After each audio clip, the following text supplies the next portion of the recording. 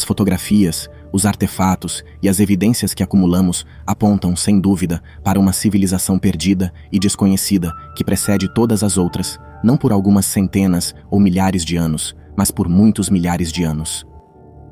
Essas descobertas são tão impressionantes que não serão facilmente aceitas pela opinião oficial, pelos historiadores e pelos arqueólogos. É necessário uma completa mudança de paradigmas na nossa maneira de ver a nossa história humana. Autor. Imagine encontrar vestígios de uma civilização antiquíssima, tão antiga que precede não só todas as civilizações conhecidas, mas até mesmo o surgimento do homem em nosso planeta. Hoje vamos falar sobre essa história incrível, uma narrativa que desafia tudo o que pensávamos saber sobre as civilizações antigas. Uma história envolta nas brumas do tempo, mas que encontra respaldo em inúmeros textos antigos. Bem, vamos começar nossa jornada, mas antes de partir, se ainda não fizeram isso, convidamos vocês a se inscreverem no canal, porque o apoio de vocês é fundamental para nós e para o nosso trabalho. Revisitando a história humana de acordo com a narrativa oficial, acredita-se que o Homo sapiens tenha aparecido pela primeira vez em nosso planeta entre 300 mil e 200 mil anos atrás, na África. As primeiras sociedades organizadas, segundo essa visão histórica, teriam surgido há cerca de 6 mil anos na Mesopotâmia com a civilização suméria. Diante dessas informações, surge espontaneamente uma pergunta. Se em apenas 6 mil anos a humanidade desenvolveu competências sociais e tecnológicas tão avançadas a ponto de passar de uma sociedade primitiva à exploração do espaço, o que o homem fez nos 200 mil anos anteriores? É plausível que tenha levado tantos anos para evoluirmos das cavernas para uma civilização avançada?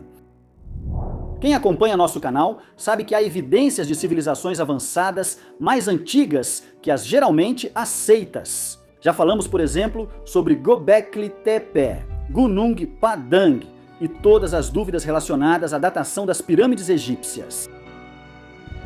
Hoje, porém, vamos voltar ainda mais no tempo, para uma época em que a presença humana ainda não era totalmente confirmada. Por séculos, nos vales e entre as colinas da África do Sul, as lendas locais transmitiram histórias de um lugar antigo, cuja lembrança foi gradualmente se dissipando com o tempo. Essas narrativas, passadas de geração em geração, pintavam a imagem de uma antiga civilização esquecida, da qual não restavam mais vestígios.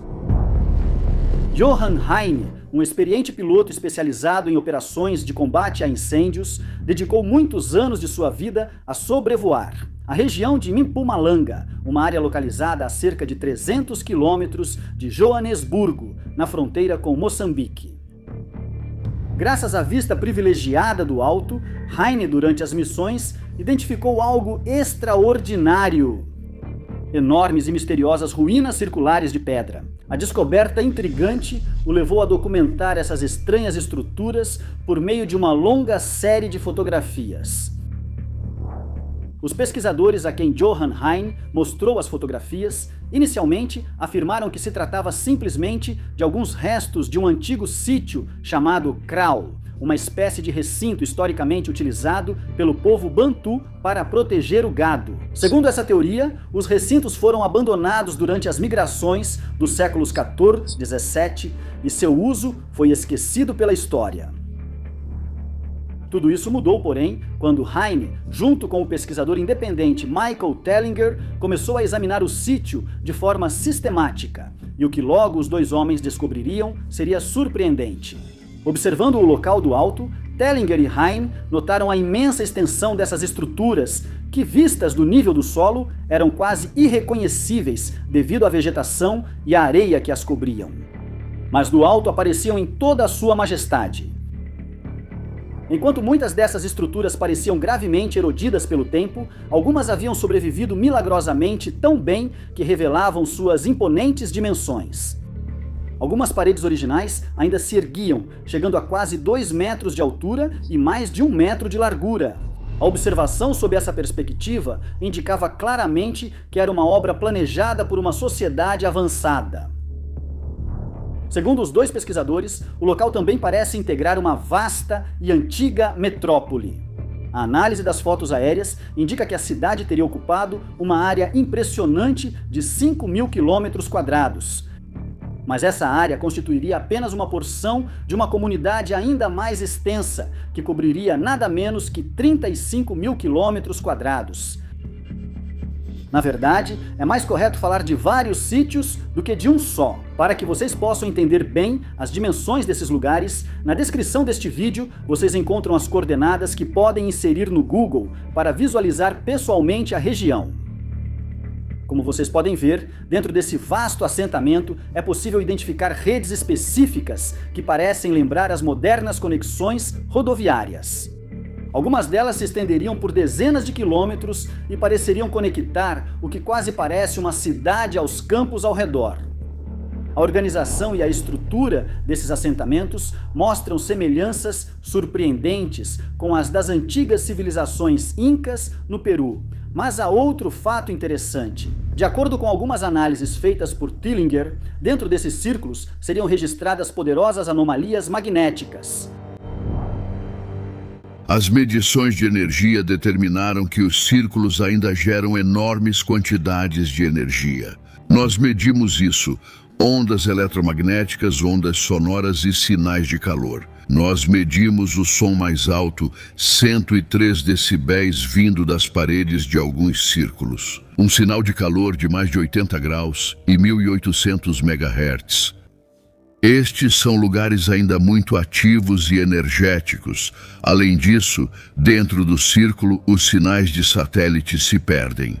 Se você der um passo lá dentro, o sinal desaparece. Se der um passo para trás, o GPS volta a funcionar, e tudo isso é devido ao forte campo eletromagnético. Quem criou esse sistema de pedras? Não importa quem eram aquelas pessoas, elas tinham, sem dúvida, um alto grau de conhecimento de acústica e de astronomia. Outro elemento relevante a considerar é que a África do Sul, e em particular a região próxima a essa incrível descoberta, é riquíssima em antigas minas de ouro que ainda hoje são exploradas. A África do Sul é um dos países com maior presença de ouro no subsolo. Neste ponto, surge então a pergunta se existe uma correlação entre esse antigo sítio e a extração de ouro das minas. Mas também é verdade que não está claro o que esses antigos habitantes poderiam ter feito com um metal como o ouro. Um metal cuja extração exigia grande esforço físico e organizacional, sem utilidade prática como alimento ou utensílio. Por que uma sociedade ainda primitiva extrairia tanto ouro? Para que eles usavam ouro? Após essa descoberta extraordinária, o próximo desafio era datar essas imponentes estruturas. O uso do carbono 14 para a datação não era viável, pois a presença de madeira ou materiais semelhantes poderia ter sido influenciada por eventos posteriores à construção do sítio. Como sabemos, datar a pedra não é possível, mas existe um método especial: a análise da pátina de óxido que se forma nas pedras ao longo do tempo. Cada estrutura de pedra, na verdade, dependendo da sua composição, ao longo dos anos acumula depósitos que reagem com o ar e a umidade, criando uma pátina colorida na superfície. Se essa pátina não for removida ou danificada, a cor e a espessura acumuladas podem fornecer indicações sobre a idade da pedra em que se formou. As características e as taxas de crescimento da pátina também dependem da composição das próprias pedras, e neste caso, tratando-se de rochas siliciosas, as análises indicaram uma idade de pouco mais de 200 mil anos. Essa primeira pista sugere que essas construções podem ter sido erguidas há muito tempo, e que, ao longo de muitos milênios, tenham sido utilizadas por várias culturas que se sucederam naquela região. Entre elas, por exemplo, os Bacone, a quem comumente são atribuídas e que, segundo essa primeira estimativa, apenas as teriam utilizado e certamente não as construíram. Para dar ainda mais força a essa datação extraordinária, soma-se outra descoberta feita por acaso em 2003 graças a Johann Heine. Durante uma de suas explorações, Heine identificou uma série de grandes pedras que sobressaíam do solo. Ao se aproximar, percebeu que estavam alinhadas conforme os pontos cardeais. Após semanas de medições, Heine concluiu que aquelas pedras marcavam os solstícios e equinócios e, portanto, representavam uma espécie de antigo calendário. O calendário foi projetado para estar alinhado com os 4 pontos cardeais: norte, sul, leste e oeste, mas também apresenta uma pedra esculpida em forma de falcão. Acredito que isso possa estar relacionado à divindade egípcia Horus. Essa escultura marca o nascer do Sol durante o equinócio de primavera no hemisfério sul do planeta. Parece que esta é a escultura em pedra mais antiga de Horus já encontrada até hoje. É sabido que Horus sempre representa o nascer do Sol, então isso pode significar que estamos diante do local do surgimento do Horus primordial. No Antigo Egito, como sabemos, existia uma correlação entre as divindades e as estrelas. Essa associação se baseava na crença de que os deuses egípcios estavam ligados a constelações específicas e que estas influenciavam a vida na Terra. A constelação de Órion, por exemplo, conhecida no Antigo Egito como Sá, era frequentemente associada a Osíris, o deus do além e da regeneração. Osíris, pai de Horus, tinha uma forte conexão com a morte e o renascimento, e sua associação com Órion pode ser interpretada como uma representação celestial dessas crenças. A constelação de Órion era, portanto, vista como um lugar onde Osíris reinava no além. Partindo desses pressupostos, as primeiras tentativas de datar esse calendário antiquíssimo foram baseadas na observação do nascer de Órion, a constelação famosa por suas 3 estrelas brilhantes que formam o cinturão do lendário caçador. Com surpresa, os pesquisadores notaram que as pedras pareciam coincidir com a constelação de Órion, mas havia um problema. Elas apareciam deslocadas em relação à linha ideal do horizonte, como se tivessem sido movidas para outra posição. Isso, na verdade, é normal. Sabemos que a Terra, ao longo do tempo, oscila sobre seu próprio eixo, causando mudanças no ângulo de apresentação das estrelas e das constelações no céu noturno. Essa rotação é conhecida como precessão e completa um ciclo a cada 26 mil anos. Portanto, se conseguirmos determinar quando as 3 estrelas do cinturão de Órion estavam alinhadas horizontalmente em relação ao horizonte, torna-se possível estimar o momento exato em que as 3 pedras do calendário foram erguidas em linha com essas estrelas visíveis. Um primeiro cálculo aproximado sugeriu uma idade de pelo menos 25 mil anos, mas, como veremos, medições mais precisas indicaram uma idade muito maior. Para estimar a idade exata em que as 3 estrelas estavam perfeitamente alinhadas com os megalitos, era necessário considerar a erosão natural que eles sofreram ao longo dos anos, e o fato de que parte dessas rochas estava quebrada e seus fragmentos jaziam no chão. O cálculo mais recente e preciso, que leva em conta todas essas variáveis, foi realizado em junho de 2009 e indicou uma idade de pelo menos 160 mil anos. Esse novo cálculo levou em consideração tanto o surgimento aparente de Órion no horizonte, quanto a erosão que o tempo causou aos megalitos. Diante de nós, temos uma revelação desconcertante. Quem poderia construir uma estrutura dessa complexidade há 160 mil anos atrás? Como lembramos no início do vídeo, acredita-se que o Homo sapiens apareceu na Terra há 200 mil anos. Então, como poderia existir uma civilização tão avançada quase ao mesmo tempo? Claramente isso é impossível, mas se voltarmos no tempo e revisitarmos a história das origens do homem, encontramos uma coincidência fascinante que parece ligar esse lugar ao surgimento do Homo sapiens. Se de fato seguimos o percurso da humanidade, podemos voltar no tempo até um ponto em que o Homo sapiens, ou seja, nós, os seres humanos modernos, evoluímos de ancestrais mais primitivos, conhecidos como hominídeos. Mesmo que os cientistas ainda não tenham compreendido completamente como e por que essa nova forma humana surgiu de repente, ainda assim podemos seguir o rastro do nosso DNA, até uma única mulher chamada Eva mitocondrial, a mãe da nossa espécie. Eva mitocondrial é de fato o nome dado pelos estudiosos àquela que é considerada a ancestral comum matrilinear mais recente de todos os seres humanos vivos. Como sabemos, todos nós herdamos nosso DNA mitocondrial, que é transmitido apenas da mãe para os filhos. Os cientistas estimam que Eva mitocondrial pode ter vivido entre 150 mil e 250 mil anos atrás no leste da África, precisamente ao sul e a oeste da Tanzânia. Parece então que todos nós somos descendentes diretos dessa mulher, que pode ter vivido na mesma região das misteriosas e fascinantes estruturas das quais estamos falando.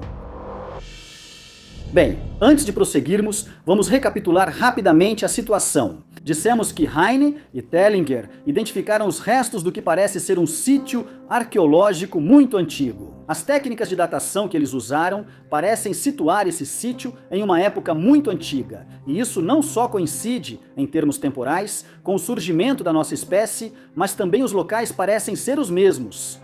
Tudo isso é obviamente intrigante e fascinante, mas deve ser estudado e analisado com extrema cautela. Porque estamos falando de uma descoberta que, se depois de anos de investigações fosse confirmada, mesmo que apenas em parte, apareceria não só como a maior descoberta arqueológica já feita, mas também mudaria completamente tudo o que conhecemos sobre as nossas origens. Mas agora vamos entrar na parte mais sombria e misteriosa dessa história. Quem busca certezas e comprovações científicas pode parar aqui, pois não encontrará respostas satisfatórias. Mas quem, por outro lado, deseja se aprofundar em uma viagem para uma época muito distante e misteriosa, pode se juntar a nós na segunda parte deste vídeo e se perguntar com a mente aberta e livre de preconceitos. Se tudo o que Tillinger e Heine descobriram está correto, quem poderia ter construído essas estruturas em... Como dissemos anteriormente, nesta região específica da África do Sul, sabemos que existem minas de ouro antiquíssimas e que estas podem ter tido uma ligação misteriosa com essa descoberta. E pois bem, se analisarmos a mitologia suméria, descobrimos que as minas de ouro teriam tido um papel fundamental em toda essa história.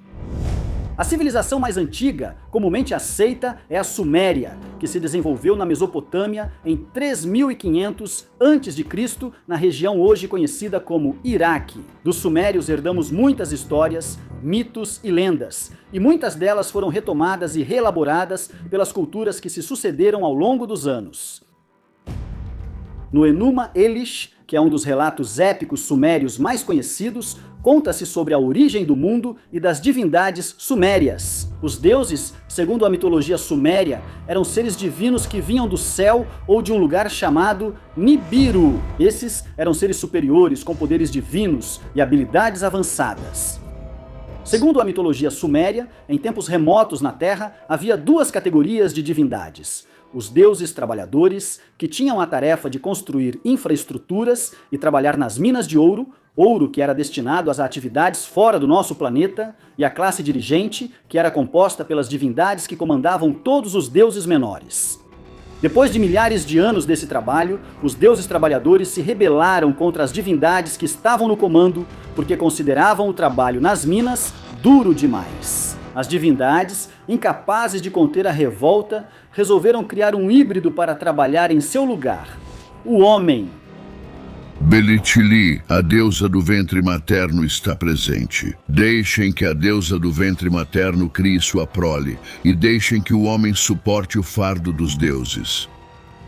Para criar a humanidade, os deuses matariam Geshtui, um deus que possuía inteligência, e do seu sangue misturado com argila nasceu a humanidade. O que é narrado nesses textos antigos, visto com o conhecimento atual, parece uma espécie de fertilização in vitro, da qual teria nascido um ser evoluído capaz de desempenhar as funções dos deuses trabalhadores. Em outros textos, também é explicado que as divindades desceram à terra para extrair ouro, mas, uma vez concluída essa operação, foi decidido que a humanidade, que nesse meio tempo havia crescido desmedidamente, deveria morrer. A causa da morte dos homens teria sido um dilúvio poderoso, que desencadearia uma inundação tão grande a ponto de destruir o nosso planeta. Segundo a história, porém, um dos deuses tinha simpatia por um ser humano chamado Ziusudu.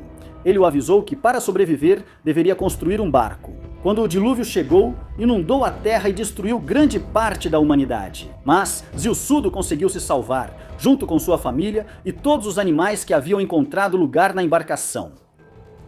A presença dessas antigas estruturas no território sul-africano, a presença de antigas minas e a coincidência de tempos e lugares do surgimento do homem. Isso levou vários pesquisadores a supor que o que está escrito nos textos sumérios não seja apenas um mito ou lenda, mas tenha comprovações concretas. Claramente, não existem provas de que tudo isso realmente aconteceu, mas não podemos negar que essa história é particularmente fascinante e abre espaço para hipóteses sugestivas. Principalmente se considerarmos que existem inúmeras testemunhas transmitidas ao longo do tempo, vindas de vários lugares do planeta e que todas contam a mesma história. A descoberta dessas estruturas incríveis, independentemente do que se possa pensar sobre elas, merece ser investigada e aprofundada. E quem sabe, talvez um dia possamos descobrir que nem tudo o que está relatado na mitologia suméria é fruto da fantasia, mas que algo extraordinário realmente aconteceu. Quem eram essas divindades de que falam os antigos sumérios? Era um povo vindo das estrelas? Ou se trata de outra coisa? Continuaremos falando sobre isso nos próximos vídeos, mas por enquanto, se essa história te fascinou e você chegou até aqui, estamos realmente curiosos para conhecer a sua opinião. Escreva nos comentários o que você acha e se gostou do vídeo e quer apoiar o nosso trabalho, inscreva-se no canal. Até a próxima história!